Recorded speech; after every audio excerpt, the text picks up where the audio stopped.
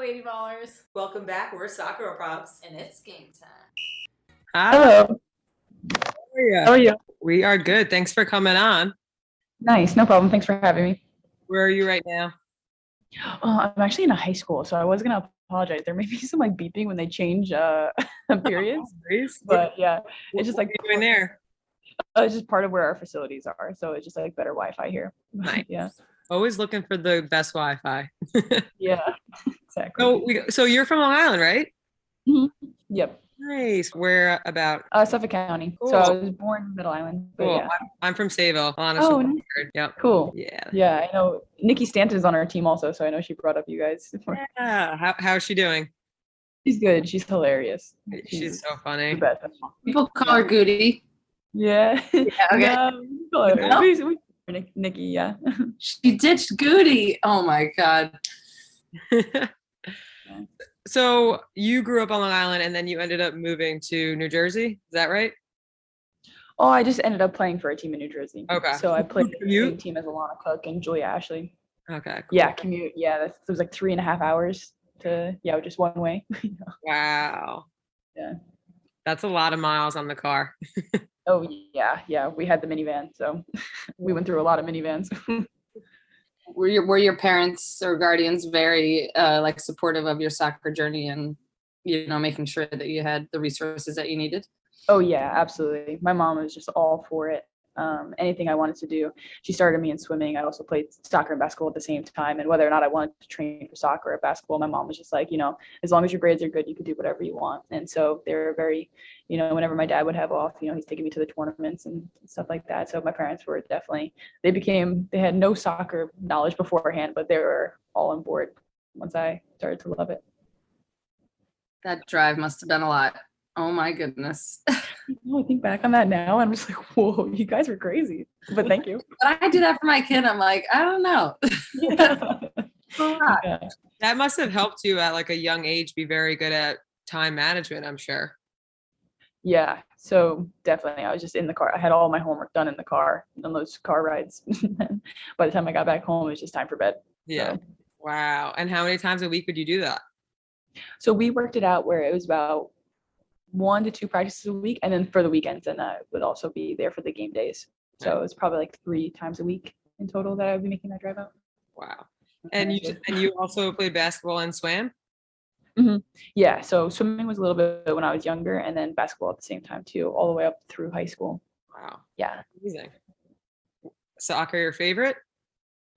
Yeah, I really enjoyed basketball because I had the private trainings and everything like that. My cousins were big into basketball too, so we just played with the family, and but basketball was fun, and then just being able to be a goalkeeper and kind of combine the two loves was just like the perfect spot for me. Yeah.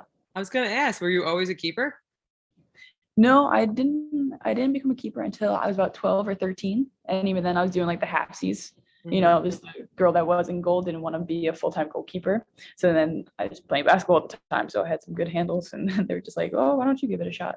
And then I just never came out of it. Just slowly that half just started getting bigger and bigger. So did you have pressure as a kid to like pick a sport and specialize in just one, or were you always encouraged to play like multiple sports? I was definitely encouraged to play multiple sports, especially with my family. They're pretty big into just like having me do whatever, piqued my interest. And then even with my coaching staff, we weren't in the same system that you kind of see now where people really prioritize one sport. Like when I was growing up, like kids were playing multiple sports all the time. You just put on, you went from one practice to the next, you're still sweaty from that last practice, and you were just playing to have fun. And so like that's kind of definitely where I found where I kept my passion for the two sports too. And that just kind of lingered on into now too, I believe. When did you stop playing a field position? So that was probably closer to when I was like 14. I think that was definitely when I made it into like full-time being a goalkeeper for the team that I had played for. Yeah, and that was kind of when I started doing like ODP camps. So that's kind of what made that transition, because you kind of had to pick your spot that you wanted to be on the field. If you want to be a goalkeeper for ODP, then that's really where you had to like stay. When you were younger, did you ever have like confidence issues playing that position? Because that is a position that requires a ton of mental toughness, one of which I did not pass as a child. I could not handle feeling like, I was the reason that goals were scored on me, especially at the youth level. Did you ever experience that, or did you always have a mindset where like your confidence wasn't that easily knocked? Oh, hey, I was gonna say, like, I love how that question was phrased as if it was like when I was younger, because it's still, a professional soccer player, and it's still very tough. We play in a very tough league, and just for me myself coming up through playing at the University of Miami and then playing in France and then playing here in the NWSL, like I have been a second goalkeeper quite a few times, second, third goalkeeper. Like even last season, I was in the stands as a non-roster player, and so I have like had some very humbling moments and some knocks to the confidence, and but those were definitely just my greatest moments for just improving. And that's kind of what my motivation has been this whole time, is just dedicated to improvement. And that's kind of what like founded my confidence, that no matter like how mistakes are going to happen, so no matter what mistake is going to happen, I know at the end of the day, like I'm going to get better. And that's kind of just what I've founded my confidence, my self-assurance on for being a professional. I love that. And I think that one thing that field players maybe take for granted is, as you're trying to prove yourself as a field player, you can get 5 minutes here, 10 minutes there, and these little bits of opportunity to prove yourself, but keepers are not substituted in that same way. You don't exactly get half of a half to prove yourself or to get a couple minutes of experience. So when was the point when you started to become like the first string goalkeeper, and how did you prepare yourself for that, given that you really probably didn't have a lot of game experience at that level, leading up to that moment? Yeah, so definitely coming from the University of Miami. So I had redshirted my freshman year, then I had an extra fifth year. So for those like 3 or 4 years, I did become a starter, and then moving on to France in the professional game. Again, I joined the team when we were in D2, and then we moved up. And while we were in D2, I was the second string goalkeeper. So then making that transition to being a starting Division I goalkeeper was definitely a tough one. Like I had to grind in the off season, same as what I did here for the NWSL, is really just learning as much as I could about the league and how the tactics were with the coaching staff and what they expected from their goalkeeper on the team is what I took right now in the NWSL too, because I got my first 10 minutes. They were 10 minutes at the end of last season, but I was just beaming. Like I just had like the biggest smile on my face getting on the field. I was just so excited even for those 10 minutes against Kansas City, because I just knew for that off season I was just going to put my head down and grind. And I learned so much in those 3 months that I was here, because I came mid-season. And yeah, that's just how it was for me. I love that you just said like you had 10 minutes and you were just like beaming and smiling rather than being nervous and like putting so much pressure on yourself. It's like you got to that point, and then it's great that you got to like enjoy that. Yeah. Cool. How do you compare the NWSL and playing in France and playing in Miami? Like, did you learn different things on each team? Did you take away different things? Yeah, I think definitely those were definitely like big like growth moments for me each of the way, because especially during my freshman year at the University of Miami, there was a senior goalkeeper, and she was a great goalkeeper too. And I think that's where I learned how to, sit myself down and realize like sometimes it's not your time. Sometimes you do got to wait and you got to learn. And I think that's where that helped me moving on to France. So that transition wasn't as hard when I was on the bench in Division II in France, like not just Division I. And then being in France, that helped me learn. The whole reason I went there was because of the distribution side of things, like how they are very technical on the field and the way they see the field and moving around. And I mean, you're playing against teams like Lyon and PSG. So quite frankly, I learned how to lose. Because we were, man, that was humbling. My first game, I don't even want to admit it, but like my first game against Lyon, we lost 8-0. Oh gosh. That'll put you in a spot real quick. so There's art to losing, and you have to be able to learn how to lose. That is such a crucial, I think, thing for any athlete, for sure. Yeah. And then that kind of trickled on into now here playing for OL Reign. So I had those tools with me of learning how to be like a humble second string goalkeeper, taking in as much as I can from the team, from the other goalkeepers around me, on top of just, not getting that playing time, and just realizing that like, as long as I'm improving and growing, like the opportunities will come. And fortunately, like I had a coaching staff and have a coaching staff here that trust me and, have confidence in me. And yeah, so very grateful to be here for OL Reign. I love that. It's that growth mindset that, keeps you moving forward instead of feeling like you're sitting still, even maybe when it's not your moment to shine. I have a question. What is your mindset going into PKs? I always like to pick goalkeepers' brains on this. How do you feel about them? Do you hate them? Do you love them? Yeah, I used to be like, I don't know. I always think it's weird to say like you love them as a goalkeeper, but like I definitely don't hate them. But it's more of just like the challenge, like that gritty challenge. Like like you just want to. I say it sometimes where like I want to be a better goalkeeper than the field player is a field player, and I feel like that kind of plays a big part in like a PK. Like you just want like you're gonna have to really beat me to put this in the net. So that's kind of like my approach to a PK. What's your favorite and least favorite part of being a keeper? My favorite part of being keeper, that's pretty simple. I was raised one of my trainers back in New York since I was like 12, 13 when I was training with him, doing individual sessions with him. I still go back and train with him. He's a Costa Rican. He played for Costa Rican national team. So I kind of was raised on like that South American style of just flying over cones, flying over flags, and just like going for it. And he just really let me be creative with my goalkeeping style. And I think that's kind of what people see today is that I just doing things a little weird, but try to just doing my job. But I just love that you have the freedom and the creativity to be yourself and kind of shine a bit in the position from a goalkeeper. And there's nothing like flying and making a save, and frustrating forwards is one of the best feelings in the world. So, and also just being supported by your defensive line, being able to help them whenever you can. And then least favorite, I don't know if it's least favorite, but the mental side of things is definitely very tough for all goalkeepers out there. Like I would love for younger goalkeepers to know that even at the professional level, like me, myself, we're not always all confident. It's not every day that you're going to go in there in a game day, big chest, like this is my day to shine. Like sometimes it's like, whoa, this is feeling the nerves a bit, my thumbs get a little tingly. Mm-hmm. And so I think one of the biggest things that I learned for myself over the years, in like at the end of my career at the University of Miami and through France and now too, is how important it is to have somebody to speak to, like a sports psychologist on the mental end of things, because it's just so important for goalkeepers and field players also. Is just really like learning yourself first and how you react to things. It'll help you so much more on the field. Did you have that resource at the University of Miami? Yes, we did. We had a sports psychologist available to us, which we were so grateful for. That's like, so awesome. And it was only towards like the end of my career, more so towards like my senior year and my fifth year. But that definitely started me on the path of that set me up pretty well for playing in France professionally. Did they do it like you mandatorily, like everyone had to go see, or if you just had that resource available if you wanted it?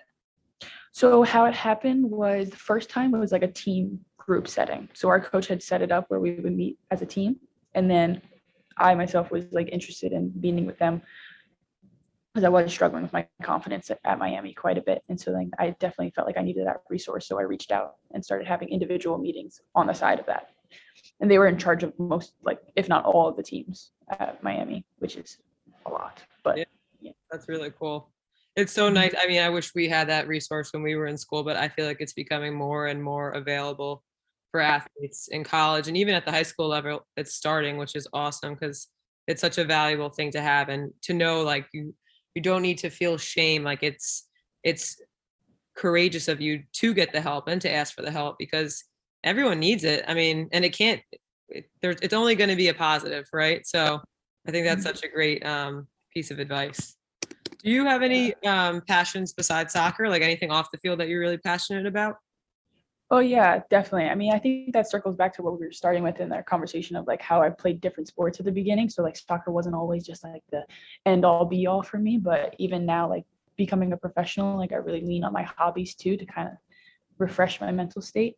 And so my biggest passions are, I study marine biology at the University of Miami. So I go scuba diving all the time. I'll be scuba diving after this call too. So like, yeah. And so like, I really love that. I just love everything about the ocean and the animals inside of them, just learning as much as I can.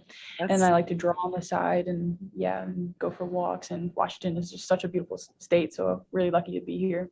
That's awesome. Where do you scuba? Like, where are you going today? Yeah, so today it's at a place called Sunnyside Beach, just off of like 20 minutes away from Tacoma. But yeah, sometimes it's just all around the state, like sometimes in the Olympic Peninsula, some places in Tacoma. But it's gotta be cold, right? Oh, it's free. Yeah, I wear a dry suit. It's Yeah. so cold. It's like below 50 degrees Fahrenheit in the water. Like, That's yeah, crazy. yeah, Do you like that as much as scubaing in Miami? I feel like it's probably a little different.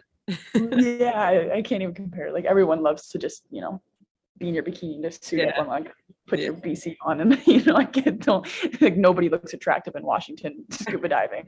It's like That's so cool though. What's yeah, the it's coolest pretty you've ever cool. seen? But what's the coolest thing I've ever seen? Just a few dives ago, I saw one of my favorite. I've like been wanting to see it. Of course, didn't bring my underwater camera with me. That's just how the world works. But it's called a Pacific spiny lumpsucker, and it's like this adorable little fish, like about the size of a golf ball, and it has like all these spines around it, and it has like a suction cup on its belly, so it just suction cups onto a rock, and it's just like chilling. It's like the most adorable thing you'll see. It's like so cute and yellow, and just you have to Google it. It's like a little bulb underwater. I can't wait to So Google it. I'm excited. freaked out. I was screaming into my reg, just so excited. That's so cool. Do you eventually want to be on like the research side of things or the education side of things or like environmental protection? Like, do you have a path that you kind of want to see yourself going down? Yeah, so right now, in between, I have done the research side of things. So I have about 4 published articles that I had done in Miami. So I am interested in the research, and I would like to start a part-time PhD in the future. But then I love the education side of things. So I volunteer at the aquarium too, and I do like the dive talks. It's so fun. It's just like you're in a full face mask, and you get to talk to the little kids and wave to them outside the glass, and like do like a little sustainability like talk, and like teach people like what they can do to help our oceans. And I think the ultimate goal for me is to be like a marine ecologist at a marine protected area, just expanding those marine protected areas so that we can really, revitalize our oceans and just help the animals out more. That's the goal. Well, I love it. And anyone who says you can't do both, yeah, that's awesome. Like that's you chip away at your goals, whether you have multiple goals, one goal you're headstrong on. I love that. Yeah. That's really cool. Do you have a bucket list? Is there anywhere you want to dive next? Oh, I know like the Red Sea around Egypt is just supposed to be absolutely gorgeous. So I think that might be like up next, and then anywhere in Thailand, Indonesia, Australia, New Zealand, that whole like the Pacific, the Oceania, would just be absolutely gorgeous. Yeah, there's so many places I want to see. Very cool. I love that. That's awesome.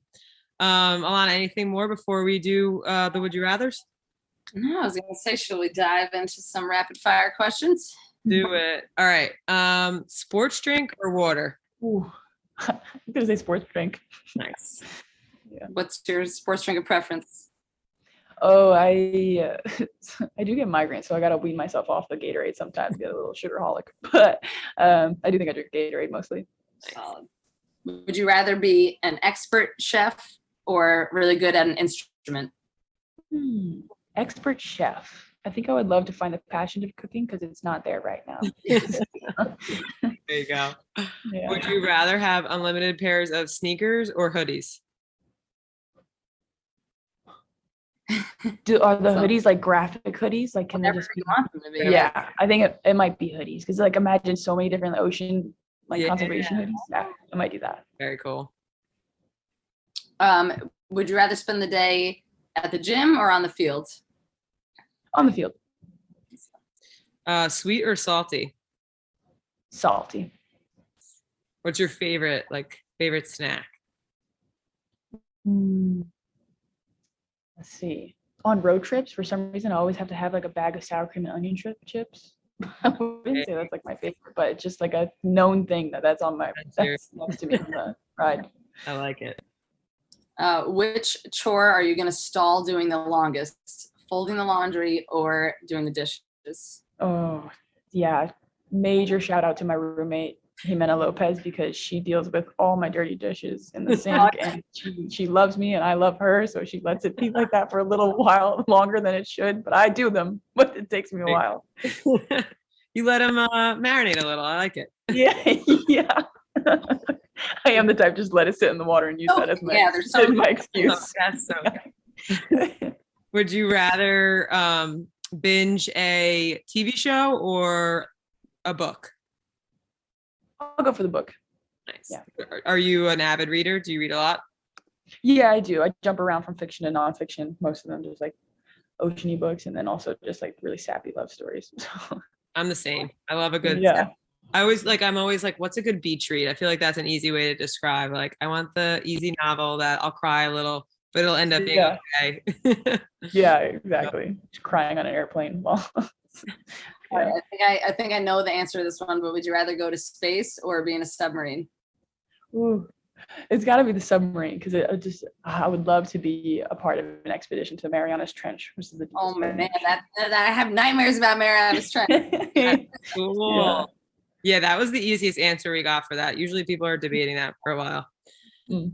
Would Yeah. you rather go out to dinner or stay in and get takeout? I think staying and get takeout would be nice. Nice. You know, some nice Chinese food in a movie sounds really good. That's good. All right, you're on an airplane. Are you taking the aisle seat, the middle seat, or the window? Oh, it's gotta be window because the aisle seat. Everyone thinks that I want that because I'm taller and I got long legs. Busted shoulders every time the cart comes through. Kneecap gone. Shoulder. Yeah, it's just awful. Need the window. Yeah. Salsa, queso, or guac? Oh, I'll go for queso. Nice. Beep test or timed mile? Is it controversial if I go for beep test? I'll go for beep test. They're both awful. So Yeah. whatever. Mile repeats. We had those at Miami. That was Gross. How did you do that in that heat too? Do you get used to it? It's just, yeah, you do, but you're still dying all the time. Yeah. And last one, what is your biggest soccer girl problem? My biggest soccer girl problem. I've gotten better now that I get quite a few gloves now, but smelly gloves. Yeah, smelly gloves, always a hitter. Yeah. That hurts the whole team. Yeah, yeah, I know. My mom too. She hated it. Yeah. Oh, well, Phallon, thank you so much for coming on. This was awesome. And it was really nice to like learn more about you. And I'm excited to see you continue to crush it on the field. And I'm excited for you to be a diver all over the world. And I can't wait to like see all the cool things you do. Yeah, thank you so much. I really appreciate you guys having me on. What's Yeah, what's the fish that we have to Google? Oh, yeah. Pacific spiny lumpsucker. Okay. How can I forget that? Yeah, I know. All right, Phallon, have a great rest of the day. Thank you. You too. Bye. Bye.